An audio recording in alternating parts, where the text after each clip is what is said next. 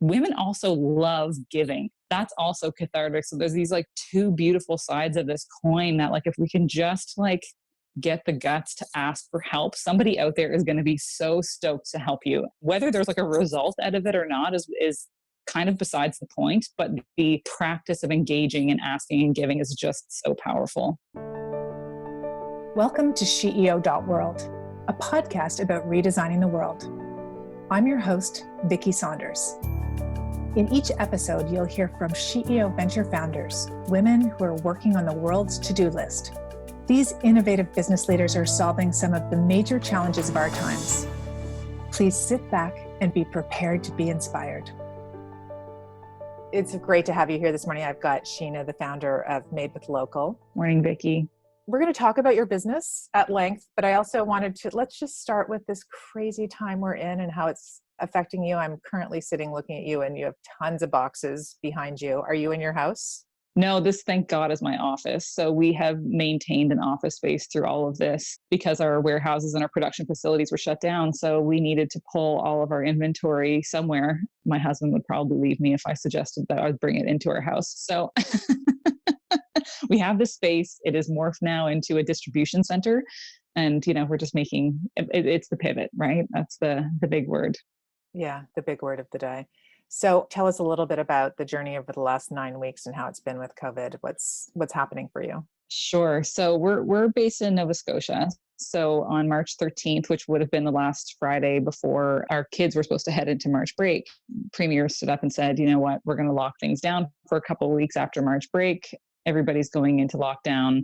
Every jurisdiction imaginable, including one type of organization that we very closely in our business align with, which are social enterprises. Nova Scotia has a really rich culture of social enterprise, that organizations that provide supportive work environments to people with disabilities. And that actually is the kind of program that runs our production for our food products. So on March 13th, it came down like a hammer saying all the social enterprises are closed. And we were kind of left in shock because not only now are, our kids home with us and definitely our team, we've got many children amongst us, but we had no time to prepare or ramp up or, really get organized in any way to see our production screech to a halt. So this is all happening, of course, in perfect tandem with grocery POs. We're in 800 grocery stores all across Canada, Loblaws, Sobeys, Whole Foods in Ontario. All of these grocery POs just start pummeling us, right? Like our sales in theory could have gone through the roof, but we didn't have a place to make a single bar. So that was, that was an extremely challenging few weeks because we were trying to figure out like how, is there any way that we can possibly maintain production? Is it safe to do so? What are we going to do with our kids? Like all of these crazy things that, everybody just kind of course, we all kind of saw it coming in like the couple of weeks leading into, like we were all starting to be a little more cautious. We were paying more attention to the news, but it still did feel like you were hit by a ton of bricks for us. That the day for that was around March 13th. So yeah, that was the day that kind of changed everything. And so what happened? Your production facility closed, and then what did you do? Like, how did you find a way out of that? So we immediately went into like this mode of trying to innovate on, okay, how can we capitalize on this potential opportunity? I'm a positive person. I'm a collaborative person. We're very deeply rooted in the community here in Nova Scotia. We're a well-established business out here, and we have a lot of friends who are in food service and in other agri-food related industries. So, immediately we did have some organizations that we've either borrowed money from or have aligned with in certain ways, different Chamber of Commerce and those kind of folks reach out to us and say like, are you guys okay? And let us know if we can help. So immediately we just started trying to figure out, are there other bakeries out there that have been shut down by COVID and would like to sublet their space to us, or better yet, even their team to start co-packing for us? So we were really I was joking with our team and saying like, I kind of feel like a hermit crab all of a sudden, like we've grown out of our shell has gotten really tight and we needed to bust out of our little constricting shell and go find a new shell to hole up in for a while. But it's really tricky for us to just pop up in a new space because we are exporting our real food bars all across Canada. We need a federally inspected facility. So that was something that was hard to find. And of course, a lot of people were scared, right? Mid-March, like a lot of people were thinking, I'm not going to let you as a stranger come into my sacred space, my baby, and and take over. In theory, I was thinking that that was going to be a really fun and collaborative and easy, I'm using air quotes here, easy solution, but it wasn't. So what ended up happening, or what's currently happening, is that we were able to work with our production partners, and we just let it ride for a few weeks. Everybody just kind of stepped back and watched how things were unfolding. So we were fully without any production for 3 weeks, which again was like literally the timing could not have been more aligned with a huge spike in POs. But what's happening now is my husband is driving an hour out of the city every week to go down and help bake. He's like he's an Olympic athlete, so he can like make more bars than like 10 people. Turned into a baker. He's literally he's like, his workout now is rolling out granola bars instead of paddling a boat. So he's going down and like literally like putting in the work, and they're running a small team down there. So we're at 50% production capacity right now, and we're just we're kind of squeaking by, but it's not a long-term solution. And you have kids too, right? So there's a whole other element on top of this. Absolutely. I've got a 5-year-old and a just turned 1-year-old. Her birthday party was not a thing. she's 1, so it's not really a thing anyway, but it was, held in isolation. So she turned 1 on April 16th. And yeah, it's been super challenging. I mean, the homeschool stuff, and another one of our employees, she's got 2 little kids at home. She's solo parenting. It's just been, a absolutely impossible scenario for somebody to feel like they're doing a good job at anything.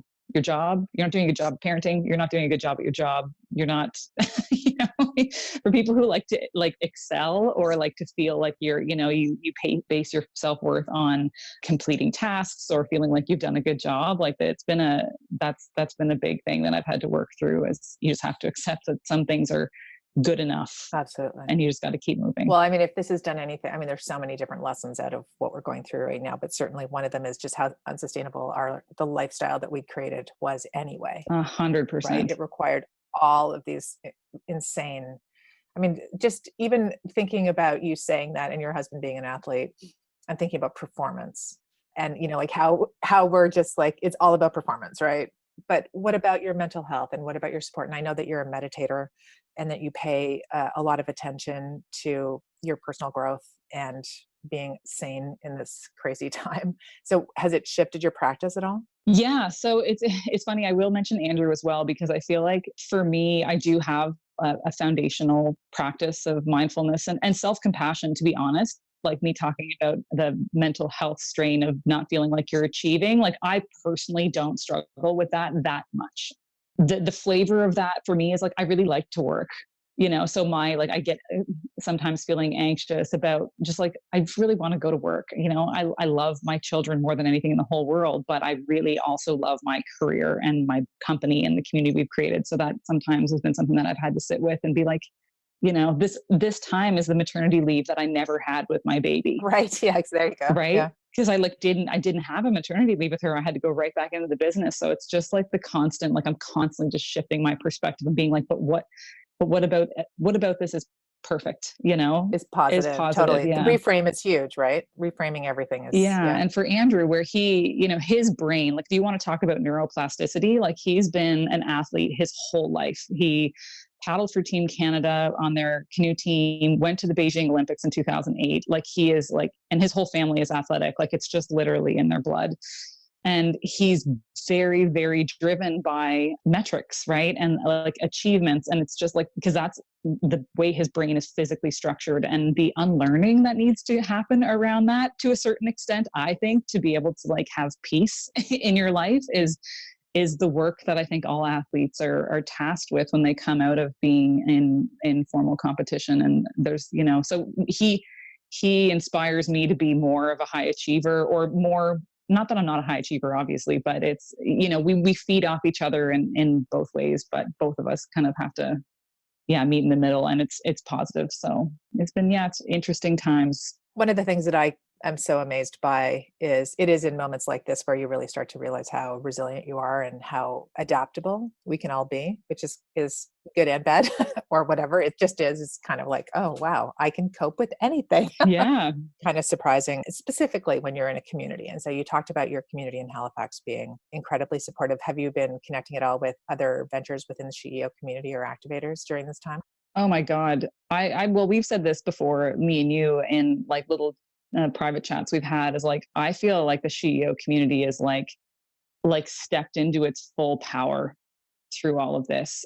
I've never felt more connected to the CEO community as I have. And I've been involved, like I've been, the whole 2.5 years that we've been a venture now, like active within the communities. I'm an activator as well. Like I have stayed involved, even though I am kind of like, out in the boonies here on the East Coast and feeling sometimes a little bit out of the action, but just geographically. But no, I mean, the support that we felt from the ventures specifically, like the sisterhood amongst the ventures has never felt stronger for me. I'm on calls with a different venture about something like a couple times a week. Like this week, I've talked to Emily Bland from Succeed about B Corp stuff because they're looking to get B Corp certified. I talked to Tony about having Tony from Abigo about bringing manufacturing in house. Like B is like, I have a call pending with her just to kind of like, shoot the shit because she's amazing. And I just want to like, be in her brain for half an hour.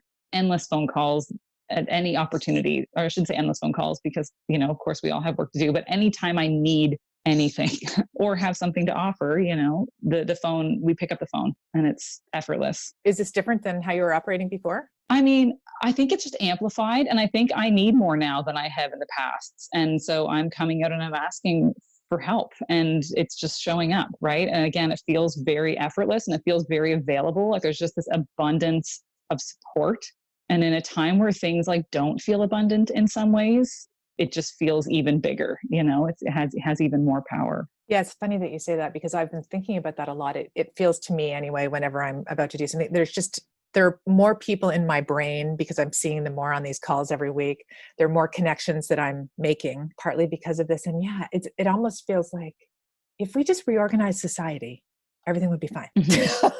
Right? But Can't it's we like, just get yeah, on it's with like it? kind of a small thing, but like if we just reorganized and got in communities together with people that we care about, like, hello, oh yeah. Oh, listen, my next door neighbor and I live on like a busy little street in downtown Dartmouth, and I have neighbors right beside us who are like the most beautiful neighbors. They're probably in their mid-70s. I love them so dearly. And then on the other side of them, we have neighbors who have twins that are the same age as my baby Thea. So 1-year-old twins and a 3-year-old. And we're like this like communal little hub family. We're talking about like reorganizing our little chunk of the block to try and communally parent through all of this, building gardens. Like, I'm just like, can we just, how can we just, and keep pushing the boundary out for that? Because I don't know, I feel like we all need it. We need that connection. Totally. Well, there's something also about staying in place that roots you in a bit deeper relationship too, is what I'm finding anyway, because I've been on a plane for 2 weeks a month, at least for the last 5 years. And to have that grounding, I mean, it's a cool concept to say, I'm grounded. Oh yeah, grounded. Like I'm grounded from the flights, and it does make a big difference. But this being more in connection with people while we're isolated, which is just, there's so many paradoxes every single day that I feel like we're kind of living in. It's wild. It is a paradox. So let's pop up a level and go, who are you? Did you always want to start a business? Oh my God. It was never, ever on my radar, Vicki. I grew up in rural PEI. My folks were pretty like blue collar jobs. I'm the oldest of 4 girls. My family were farmers, like my grandparents were farmers. And so I spent a lot of time on the farm and just, being a little country kid, you don't really think about it. But now in retrospect, I'm like, oh, I kind of, part of me is sad that my girls won't have that same experience. They're townies. But yeah, so I grew up in PEI. Entrepreneurship was like not at all on my radar, but I've always, since a very young age, remember being very committed to the environment and like sustainability. I didn't know that was the word at the time, but I was like, I started a club in grade 2 at my elementary school, or grade 3, I guess, in elementary school, called Green Angels, which was like, we went around and like picked up garbage in the schoolyard and just, I was like this little, climate activist sort of, again, without understanding what it was, from a really young age. So I, took all the sciences in high school I possibly could, came to Dalhousie University here in Halifax to take environmental science, and was like, yeah, I'm going to like, this is my thing. It's literally always been my thing. And that's going to be my career. So it brought me here to Halifax. And then fast forward a little bit, after university, got a job where I met a friend named Kathy, and she and I were, shooting the shit one day. And we're like, wouldn't it be fun to like bring, so we were both gym buddies, of course, really into food, and thought it would be fun to start bringing healthy snacks to the farmers market, because in 2012, which is maybe shocking to people. You couldn't walk into the grocery store and find literally 1,000 brands of energy bars and protein bars. There was a couple on the shelf. They were all filled full of all kinds of weird, gross ingredients, and they didn't taste very good. So we started making these bars using super simple, nourishing, locally grown ingredients and bringing them to the farmers markets. And that was like where I was like, oh my God, this is what entrepreneurship is. Like, this is a business. It was not on my radar at all. Even in those early days, I think I didn't really even realize what was happening. But the bug that I got bit by the hardest was the storytelling and the brand building of this brand, and the sharing of the stories of the community around us. Like, that is what totally like stokes my fire and continues to be a huge part of what I do in my company. So that was 8 years ago. We got started at a little farmers market table, and today we're selling our yummy foods that are essentially the exact same as they were back then at about 1,000 grocery stores all across Canada. That's amazing. You're hanging at a farmer's market with your friend, Yeah. sharing your recipe with everyone for like, here you go. So how did you scale that up? Obviously things are iterative, but what was the first kind of like hurdle? Well, the first hurdle was that I got knocked up. Okay. That's a hurdle to any small business. I got pregnant. My husband and I, we were not married at the time, but we were thinking about starting a family. Didn't, expect it to happen when it did, but everything does happen when it's supposed to. And I got pregnant with my daughter, Ruthie. I had to figure out like, okay, I've got this big old baby bump. I have this business that I care deeply about, which is like got crazy traction. I also have this really boring 9-to-5 that pays really well and has a big fat pension. And I can retire when I'm 52 because I've been working at it since I was 23. What do I do? So what ended up happening was I just actually didn't really deal with any of it. I just kept moving the business forward, pretended that my job was just going to take care of itself in some way, and found help in scaling the business in that moment with the support of a co-packer. So for those of you not in the food space, co-packers are essentially just somebody that you contract out to do your food manufacturing for you. So I found this organization called the Flower Cart Group in New Minas, Nova Scotia, which is on the west coast of Nova Scotia on the Bay of Fundy. And they offered to take on our production for us. So I was like, great, that's awesome. My belly's getting in the way. I can't do this anymore myself. So I went down and I trained them on how to make our bars.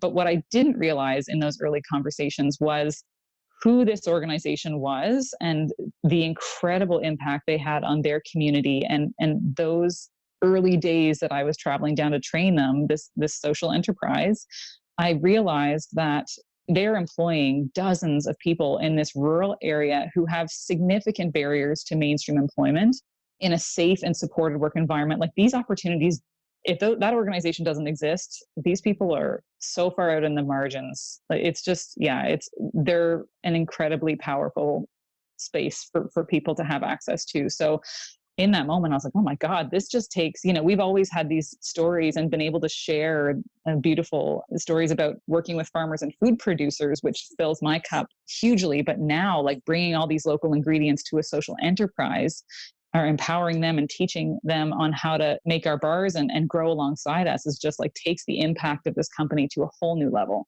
So that was kind of phase one of scalability. That was back in 2014. And again, at the time, I didn't think about it as oh, now we can scale. I was just oh, thank God. Now somebody's going to make the bars for me. Someone can help me because I can't do this anymore because my stomach's in the way. Literally, that's that was where my head was at. Because again, I don't have at the time, no business acumen around what it means to scale. I was I just need somebody to help.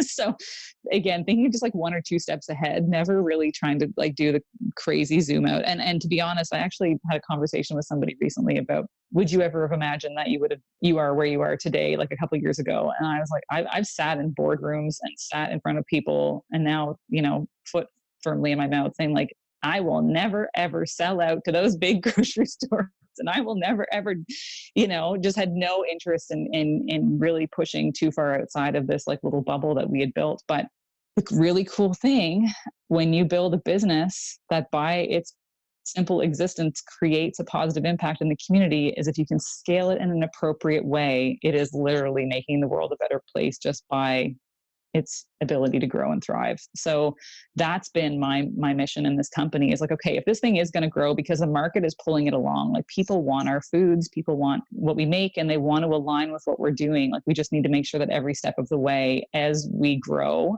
that we're doing it the right way and that we're staying true to the values. So scaling's been a bit of a bumpy ride. And to be perfectly honest, like production capacity has always been an issue because we've been like constantly investing and building capabilities within these social enterprises to like drag them along with us. Maybe not the right way to position it, but to bring them up to speed with us constantly. And so that's been challenging, but also, you know, that's another positive ripple effect of the growth of Made with Local is that now many of these social enterprises that we've partnered with have much higher regulatory capacity, work capacity, skill sets. Like they're now operating at a much higher level than they were when we first started working with them. We've all done it together. What was it like getting your first big contract with a big grocer that's national? How did that happen? So we're based out here out east. So Sobeys is a big name, and Sobeys is where most people buy their groceries in Atlantic Canada. And the first foray into grocery for us was a little pilot project that Sobeys has out here and that they do for lots of little independent food makers is to go into like little chunks of Sobeys and do direct to store. So you're almost treating every individual grocery Sobeys store like an individual account. So you form a relationship with the buyer in that store, you deliver right to their door. Like it's very decentralized and very personal, which we are amazing at. Like that's our jam, right? So that was the first real leap into understanding the grocery world. And that was in 2016, the summer of 2016. We got our bars into 17 Sobeys in Halifax. And then we've just, you know, really taken it in kind of bite-sized chunks for a few years up until last year. Last year was the year we kind of blew the roof off of things and went from being in about 250 grocery stores across the country mostly in Eastern Canada to about 1,000 stores all across Canada. And that was in a matter of like a few weeks. And I also had a baby, like in the middle of it all. It was complete insanity. Oh my God. I know. Do not recommend. Wow. Do not recommend that to anybody. But yeah, so it had been slow and steady, and we've taken one massive leap in the last year. And I think at this point, like we're still trying to find like the equilibrium after that, because it was just so drastic. And now we're starting somehow amongst everything that's happening in this moment, trying to figure out like what the new normal is. So you 4X your business and have a baby at the same time, which is like, of course, only women can do things like this. Yeah. What are the biggest challenges you're facing right now? Childcare. I'm being perfectly honest, like in this exact moment, childcare is like one of the biggest challenges that we're experiencing. I had a chat with a friend of mine, Amy. She's a farmer. She has an amazing little farm outside of Halifax called Snowy River Farms. She's got 2 little kids. Her and her husband run this farm. She has some staff on the farm, but those are also hard to find. And she did receive some funding from the government to hire farm hands. But she said, listen, I actually don't need more people to work on my farm because I don't have time to supervise them anyways. What I really need is childcare. Can I use this amount of money, like this same little pocket of money, to pay for somebody to come and watch my children while I run my farm, because this is my passion and this is what I can do, and they won't do it. It is just completely insane. It's insane that we have not solved this yet. It's crazy. It is like literally the easiest bloody thing to solve on the planet. It's so basic, and I feel like it's something that like it confounds me. I have such a hard time like understanding why it's such like a mental barrier for policymakers or for decision makers to just be like, you know what, this is actually a good use of this money. Because I know why people are having a hard time with it, because child carers are so undervalued, and people who, we think about folks who've been hardest hit by what's happening today are people who work in long-term care facilities, people who are working in prisons, people who are working in meat packing plants, people who are taking care of children. Like these are, some of those jobs, maybe the meat packers aside, are incredibly critical jobs for the upkeep of the economy. People who are working in long-term care and health and taking care of our kids, like, yeah, just undervalued like crazy. And I just maybe, it's not attractive enough to people who are handing out business funding to say, what this woman, this farmer actually needed. Both of these farmers, the man and the woman, they need somebody to safely take care of their children so they can go out and work in they've been building for years. So right. To support food security. Hello. kind of an issue right now. Yeah, I mean, this absolutely. is such a moment to have a chance to go, what do we value? To step back and look at these challenges. So, childcare number one, huh? Well, and that's again, yeah, like it's something that I've joked with Andrew, like we don't need to hire somebody else right now because maybe we need an ops person, or maybe we need XYZ. But then I go back to it and I'm like, what I really need is full-time childcare. Because if I can work 40 hours a week and my husband can work 40 hours a week, he also works in the business. He's our director of operations. Like we can do anything right now, like we can, but it's anyway. So that's been one of the biggest immediate challenges from all of this is navigating that. Other things, I guess, are uncertainty, right? Like what does the future look like for grocery? Hard to say. We're in a grab and go convenience kind of space where we make bars. People aren't grabbing and going anymore. That kind of habit and that lifestyle has slowed down significantly. And so that's been something that's been really interesting. Like we have sales history, we have projections, we've run all these models, we're planning for the future, but at the end of the day, it's going to be really interesting to see where consumer habits kind of settle in post lockdown. Yeah, that's those are some of the big unknowns. We're all going through it. So one of the things that you have is you have these pre-made bars, that's how you started, right? Yeah, With the yeah, bars totally. first. And then you went to this package of the mix that people can then sort of customize for themselves. How did that come about? Thank you for bringing that up right now because it's something that is just like it's almost comical, like how perfect this product is right now. It has existed for us and in a different iteration in the past. It's something that we have been iterating on for a couple of years now. Honestly, we were calling it our real food bar mix because our bars are called real food bars. So we said, hey, let's make a baking mix so that, well, I shouldn't say we. I was standing in my kitchen one day making bars. Don't ask me why. I was like, why isn't this a thing? Why isn't this product? Because I had all these little bags of all these different little ingredients and I like didn't have one. So I was going to have to go to bulk barn and it was just like a hassle. It's like, why, like, wouldn't it be so much easier if I could literally just like dump like a pre-portioned pouch of all these little itty bitty ingredients and make a pan of bars at home like I would with a cake mix or brownie mix or whatever. So that was the kind of aha moment a couple of years ago. And then we created this real food bar mix. And it's really been hanging in the background. Like we've just struggled to get traction with it in that format. The packaging was different. The name was different. Like I was joking, it's kind of like the middle child, like it didn't get enough like focused attention.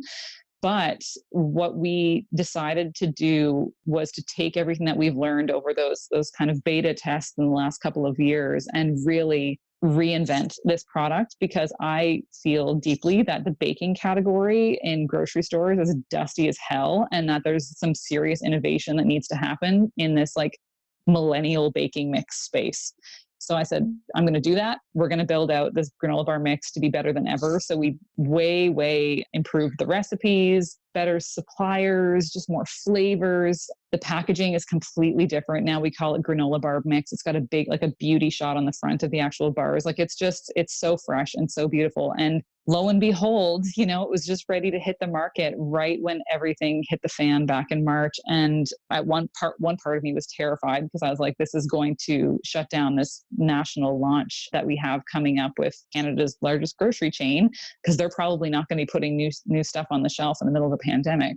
And here we go again. I had a bit of like a victim story around this product maybe for a little while, being like, I just keep trying to like force a square peg into a round hole. And here's one more thing that's going to get in the way of this thing coming into the world. But nevertheless, I didn't let that thought sit around for too long. And here we are now in the world of home baking, and everybody and their dog is at home making sourdough breads, and you can't find flour anymore. And if you look at the Nielsen data around, which is, a meatiest kind of data set around consumer habits, the baking category has absolutely skyrocketed in grocery in these last couple of months. So here we are with our brand new granola bar mix, coming and showing it to the world in this actually perfect time, and showing them, hey, we actually can't make enough of our real food bars for you right now because our production facility is closed, but we have the best way that you can possibly make our bars coming out of your own oven at home. So it's actually been this like crazy blessing in disguise specifically for our granola bar mix. I'm not sure when we're going to have this air, but I will share the very exciting news that this product is launching into Loblaws all across Canada, like any day now. That's incredible. Congratulations. Yeah. Thank you. Yeah, it's been of course, an insane roller coaster, but I'm so proud of where this product has come from and how it's kind of come into the world. And we're seeing already, like with essentially zero marketing, it's already flying out of our e-commerce store. Tons of independents are taking it on. Like people seem really, really stoked about it. And that just feels so good. That's so cool. And the supply chain for that, what does that look like? It's a lot of our original suppliers because we are working with the same people who supply us our ingredients for our bars, because essentially what this granola bar mix is the 1/10 recipe of how we make our bars in our facility. Like it's almost exactly the exact same as what we're doing with our real food bars. So it's actually been pretty good. Oats have been tricky to find. Organic oats have been at times a bit tricky to find, but we have a couple of really great suppliers right now that are sourcing Canadian grown organic oats for us. And that's been great. Yeah, no, it's been pretty seamless actually. Well, thank you so much for sharing your story today. I know it's crazy. Kids, husband driving off, doing his like new rowing workout is now like rolling bars. Yeah. I can just like picture the whole thing, which is totally amazing. For other entrepreneurs who are out there who are isolated, kind of on their own, trying to do this all by themselves, can you give a bit of advice about what it means to step into a community and ask for help to grow your business and what that does for you? Like just from a mindset perspective, from a business perspective. Right. Yeah. I mean, I will speak broadly, but I do think as women, we are conditioned to be martyrs and to just put our heads down and suffer like to the maximum amount. Like, I know that was my experience. And it's something I really struggled with when I had my first baby was that I was like, I have to do everything like the hardest way possible. I have to attachment parent until I can't even breathe anymore because suffering is equivalent to being a good mother, which is such bullshit. And now I know that, but that's a slippery slope, right? Like, and that's something that I think whether you're a mother or not, that martyrdom complex is something so many of us need to like so deeply detoxify ourselves from. And I feel like asking for help is like is medicine against that sickness. Honestly, like anytime you are trapped in this kind of that toxic place of not feel like trapped or anything like that, being able to just have the courage to reach out and ask for help, even if that person doesn't have a direct answer for you, but the practice of asking for help is so powerful and it's a muscle that needs to be exercised.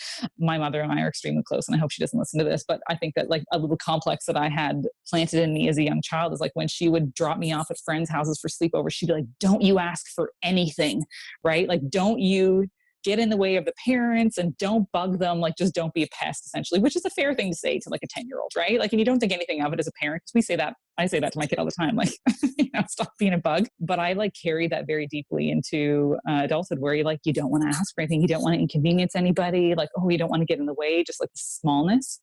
But one thing that I have learned from the CEO network and from the CEO experience, I'll call it, is that women also love giving. That's also cathartic. So there's these like two beautiful sides of this coin that like if we can just like get the guts to ask for help, somebody out there is going to be so stoked to help you. And like that cycle that then begins again, whether there's like a result out of it or not is kind of besides the point, but the practice of engaging and asking and giving is just so powerful. It truly is. Yeah. You've said this in a couple of different ways, but one of the pieces that I hadn't actually realized how important it is, but it keeps coming up with us is courage or bravery to ask. Because it does take courage, right? To step into that until you've like done it 35 times. And then you're like, oh, this is so great. Because I know the other person on the other end is going to be so psyched to help me.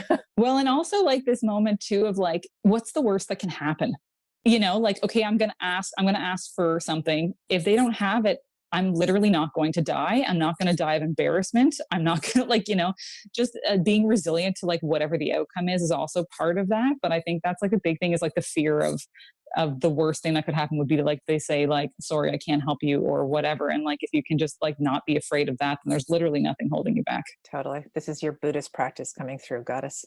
Detach from the outcome. That's right. Outcome. Yeah. Right? Yeah. Yeah. Well, thank you so much for your time today. Well, thanks, Vicki. And congratulations on all of the work that you've done to build deeper ties in your community, to have a big impact with the farmers locally, and to get that out in the world. We are very much appreciated. It's an honor to support you.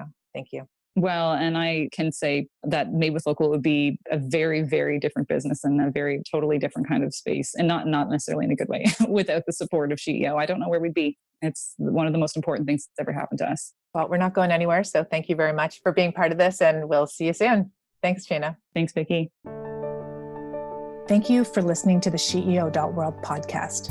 If this conversation resonated with you, please share it with a friend and subscribe on your favorite podcast player. If you'd like more information about SheEO, please visit us at SheEO.world. That's SheEO.world.